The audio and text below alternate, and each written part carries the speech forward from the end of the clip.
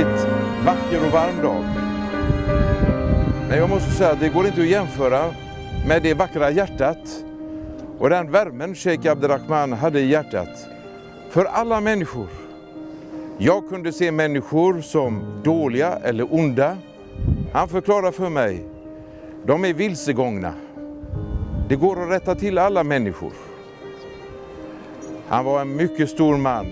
Och det här mörkret som är idag, när hans liv har slocknat, det hoppas jag att vi allihopa tillsammans kan skapa det ljuset som idag kommer begravas i jorden här.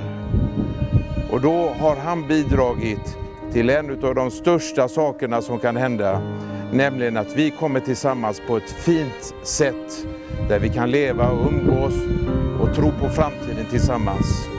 Så tack Sheikh Abdurrahman för allting som du har gjort för din familj, för din församling, för Göteborg, för Sverige, för Europa och för Somalia. För han var en mycket stor man. Jag känner stor vördnad inför honom. Tack så mycket för att jag fick vara med. Tack så mycket.